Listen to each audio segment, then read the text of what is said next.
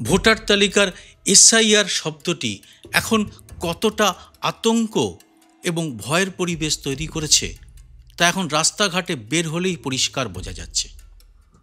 আর কেনই বা সেই আতঙ্কের পরিবেশকে আরও একটা জমাট ভয়ের আকার দিচ্ছে বিজেপির গুজরাট লবি? আর এতে ঠিক কী লাভ হবে তাদের? আজকের এই এপিসোডে এই বিষয়টি আপনাদের সামনে আনার চেষ্টা করব।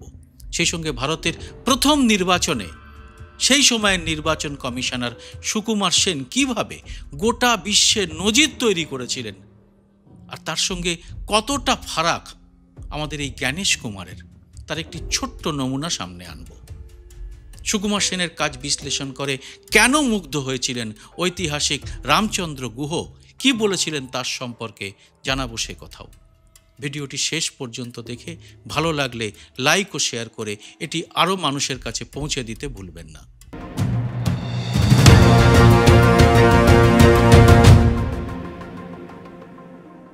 নমস্কার, সবাইকে স্বাগত। আমি সুব্রত বসু। কোনো যুদ্ধের খবর নেই, বারুদের গন্ধ নেই, করোনার মতো কোনো অতিমারিও হানা দেয়নি, কিন্তু ভারতের মানুষ এখন এক অজানা আতঙ্কের মধ্যে পড়ে গেছেন। এই মুহূর্তে ভারতবাসী, বিশেষ করে প্রত্যন্ত শ্রেণীর মানুষ, গরিব গুরমো মানুষ এবং বিবাহিত মহিলাদের একটি বড় অংশের মধ্যে আতঙ্ক জমাট বেঁধে বসেছে। জন্মেছি এই দেশের মাটিতে, শহর বা গ্রামের কোনো বাড়িতে, মাতৃসদনে বা হাসপাতালে জন্মেছি। বিয়ে হয়ে এক জেলা থেকে অন্য জেলায় সংসার পেতেছেন মহিলারা, কিন্তু তারা দেশের নাগরিক আছেন তো? জন্মসূত্রে ভারতীয় হলেও শুধু কাগজে প্রমাণের অভাবে কেড়ে নেওয়া হবে না তো তাদের দেশে থাকার অধিকারটাই? চায়ের দোকান থেকে অফিসের টেবিল, গ্রামগঞ্জের চাষের ক্ষেত থেকে ইউনিভার্সিটির অঙ্কের ক্লাস, সবচেয়ে আলোচিত বিষয় এখন এই এসআইআর। সবচেয়ে জরুরি প্রশ্ন, 2002 সালের ভোটার তালিকায় আপনার নাম আছে তো? যাদের বয়স সে সময় 18 হয়নি তাদের বাবা মায়ের নাম আছে তো? নাম থাকলে উৎকণ্ঠা কেটে যাওয়ার কথা, কিন্তু যতক্ষণ না ভালোই বিএলওর কাছে নতুন এনুমারেশন ফর্ম জমা পড়ছে, উৎকণ্ঠা ততক্ষণ তো তাড়া করে বেড়াবেই। আর যাদের কোনো কারণে নাম নেই তাদের অবস্থাটা ঠিক কেমন? উৎকণ্ঠা এবং ভয়ে ইতিমধ্যেই এই বাংলায় দুজন নিজেকে শেষ করে দিয়েছেন। একজন এখনও লড়াই করছেন মৃত্যুর সঙ্গে। আর এরা কিন্তু কেউই মুসলমান নন। আর আতঙ্কে রয়েছেন কোটি কোটি মতুয়া এবং ছিন্নমূল হিন্দু মানুষও। দেশভাগের সমস্ত দায় এখন তাদেরই প্রমাণ করতে হবে তাদের নাগরিকত্ব, আর তার পরীক্ষা করবে নির্বাচন কমিশন। তথ্য বলছে 2024 সালের হিসেবে ভারতের মোট ভোটার সংখ্যা 96.88 কোটি, মানে প্রায় 97 কোটি। আর নির্বাচন কমিশনের 2024 সালের তথ্য অনুসারেই এর 99.99% মানুষই জন্মসূত্রে ভারতীয়। ভোটার তালিকায় এরাই প্রধান। তাহলে গোলমালটা কোথায়? কেন এত শোরগোল, এত হয়রানি, এত আতঙ্ক, উৎকণ্ঠা? গোলমালটা কি তাহলে রাজনীতিতে? যে কাজটা প্রশাসনিক স্তরে হওয়ার কথা ছিল তা হঠাৎই রাজনৈতিক হয়ে উঠল কেন? যেভাবেই হোক, মোদি এবং অমিত শাহর নেতৃত্বে বিজেপির গুজরাট লবিকে ক্ষমতা হাতিয়ে রাখতে চাইছে। আর তার জন্যে কি এই হেনস্থা, এই আতঙ্কের মধ্যে ফেলা হচ্ছে কোটি কোটি সাধারণ মানুষকে? এই প্রশ্নটা উঠছে এই কারণে, সত্যিই কি একটা শুদ্ধ ভোটার তালিকা করতে চায় কমিশন?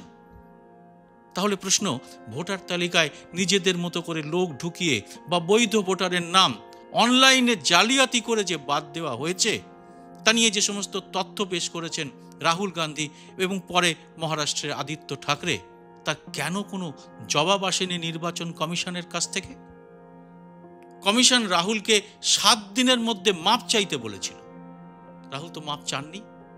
তাহলে কেন রাহুলের বিরুদ্ধে ভুল তথ্য দেওয়ার জন্য এফআইআর দায়ের করতে পারল না কমিশন? কেন কর্ণাটক সরকারের এসআইটির তদন্তে উঠে আসা ভোট চুরির তদন্ত নিয়ে মুখে একেবারে তালা এঁটে বসে রয়েছে কমিশন? সত্যি জবাব নেই এসবের। বরং ভোটের সিসিটিভি ফুটেজও কমিশন বিচিত্র যুক্তিতে প্রকাশ্যে আনতে চাইছে না। क्या अपनी माताओं, बहुओं, बेटियों सहित किसी भी मतदाता की सीसीटीवी वीडियो चुनाव आयोग को साझा करनी चाहिए क्या? এ নিয়ে গোটা দেশের মানুষ প্রথমে হাসলেও এখন হাড়ে হাড়ে টের পেয়েছেন এ মানুষটি আসলে কি করতে চাইছেন। আর সুপ্রিম কোর্টের প্রধান বিচারপতিকে বাদ দিয়ে নতুন নিয়মে কমিশনার নিয়োগের কমিটি তৈরি করে কেনই বা তাঁকেই বেছে নেওয়া হয়েছে ওই পদে, তা এখন স্পষ্ট হয়ে যাচ্ছে। একটু ঘুরিয়ে ভাবলে ভোটে হার জিতের ব্যাপারটাই কি তাহলে অমিত শাহদের কাছে আতঙ্কের? আসলে তারাও জানেন লোকসভা ভোটে কিভাবে তাদের জনপ্রিয়তা কমার তথ্য সামনে এসেছে। দল একক সংখ্যাগরিষ্ঠতা হারিয়েছে, আর এবার হেরে গেলে এতদিন ধরে তারা যে সমস্ত অগণতান্ত্রিক এবং বেনিয়ম কাজ করেছেন তার হিসেবও তাদের দিতে হবে। হিসেব দিতে হবে আদানি আম্বানিকেও। আর কখনো প্রেসের সামনে মুখ না খোলা নন বায়োলজিক্যাল অবতারকেও আসতে হবে জনগণের সামনে। নিজেদের এই আতঙ্কই কি এখন ভারতের ৯৭ কোটি ভোটারের উপর চাপিয়ে দিতে চাইছেন মোদি এবং অমিত শাহ? আর তাদের সুরে যোগ্য সঙ্গত করে চলেছেন জ্ঞানেশ কুমার এবং গদি মিডিয়া। ভারতের নির্বাচন কমিশন তাই ভেবেচিন্তেই এই এসআইআর এর কাজে হাত দিয়েছে। যেসব সংশোধন বা বিদেশি অনুপ্রবেশকারী চিহ্নিত করার কথা বলা হচ্ছে তা তো আগের নিয়মে এসআইআরই করা যেত। সেভাবে এখন কেন এই কাজ করা হচ্ছে না? স্বরাষ্ট্র মন্ত্রকের অনুপ্রবেশকারী চিহ্নিত করার ব্যর্থতার দায় নিয়ে কোটি কোটি প্রত্যন্ত শ্রেণীর মানুষকে হয়রানির শিকার হতে হবে কেন? গ্রামের চোর ঢুকলে কি পুলিশ এসে গোটা গ্রামকে টিআই প্যারেডের সামনে দাঁড় করায়?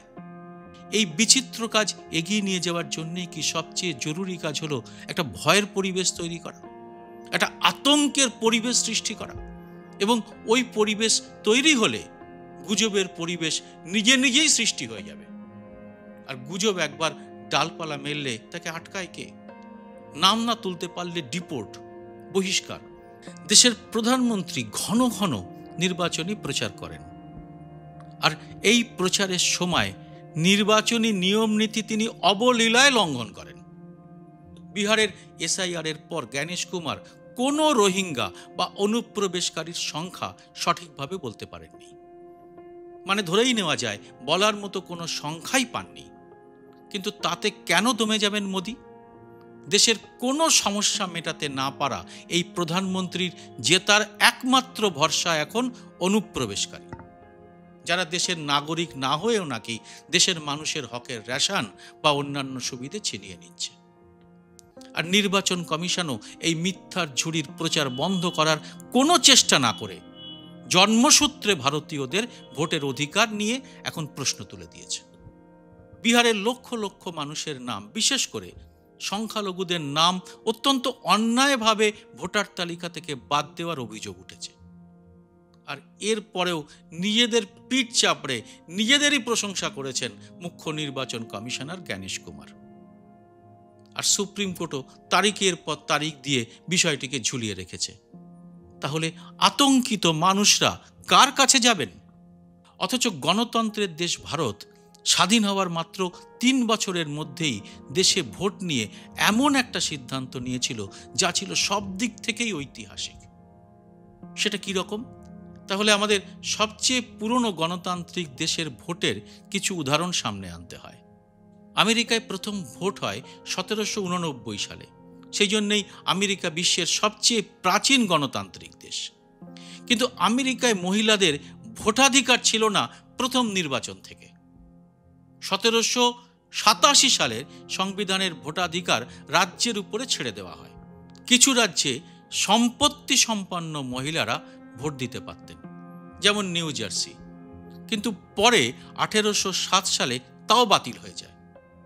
১৮৬৯ সালে ১৫তম সংশোধনীর পর কৃষ্ণাঙ্গ পুরুষদের ভোটাধিকার জোটে, কিন্তু মহিলাদের কপালে তখনও শিকে ছেড়েনি। অবশেষে ১৯২০ সালে ১৯তম সংশোধনী পাশ হয়। ওই সংশোধনীর পর সব শ্রেণীর মহিলাকে ভোটাধিকার দেওয়া হয়। অর্থাৎ আমেরিকার প্রথম নির্বাচন 1789 থেকে ঠিক 131 বছর পরে সে দেশের মহিলারা জাতীয়ভাবে ভোট দিতে পারতেন। কিন্তু ভারতে তা করা হয়নি। ভারতের একেবারে প্রথম নির্বাচন সেই 1951-52 সাল থেকেই মহিলা পুরুষ জাতি ধর্ম নির্বিশেষে প্রত্যেকেরই সমান ভোটের অধিকার দিয়েছিলেন সেই সময়ের নির্বাচন কমিশনার সুকুমার সেন। এই বঙ্গ সন্তানের সেট করা ট্র্যাডিশন এখনো চলছে। তবে জ্ঞানেশ কুমাররা এই মহিলাদের পর্দানসীন করে রাখতে কতটা আগ্রহী তা তার সিসিটিভি ফুটেজ সংক্রান্ত কুযুক্তি দেখলেই স্পষ্ট হয়ে যায়। क्या अपनी माताओं, बहुओं, बेटियों सहित किसी भी मतदाता की सीसीटीवी वीडियो चुनाव आयोग को साझा करनी चाहिए क्या? জ্ঞানেশ কুমারদের সঙ্গে বঙ্গ সন্তান সুকুমার সেনের কিরকম তফাৎ তার একটা ছোট্ট নমুনা দিই। সাধারণ ভারতীয়দের যে গণতান্ত্রিক অধিকার নিয়ে জ্ঞানেশ কুমাররা এখন ছিনিমিনি খেলা শুরু করেছেন, সেই অধিকার যাতে এই গণতান্ত্রিক পরিবেশের মধ্যে বজায় থাকে তার কাজ শুরু করেছিলেন সুকুমার সেন সেই 1950 সালেই। একেই কি বলে দূরদর্শিতা। সুকুমার সেনকে ভারতীয় গণতন্ত্রের এক নায়ক হিসেবে স্মরণ করা হয়। গণতন্ত্র যে শুধু মোদি বা অমিত শাহদের মতো শাসকদেরই নয়, সেখানে বিরোধী পক্ষেরও অবদান থাকা বিশেষ দরকার, সেটা তখনই বুঝেছিলেন সুকুমার সেন। বিখ্যাত ঐতিহাসিক রামচন্দ্র গুহ 2002 সালে তাকে ভারতের একজন সেরা গাণিতিক দৃষ্টিভঙ্গির মানুষ বলে আখ্যা দিয়েছিলেন। এর কারণ কি?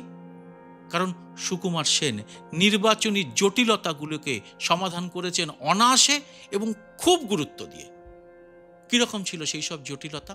আজ 2025-এ দাঁড়িয়ে আমরা কল্পনাই করতে পারবো না ভারতের প্রথম সাধারণ নির্বাচনের আগে কতটা জরুরি ছিল অ্যাওয়ারনেস বা সচেতনতার প্রোগ্রাম।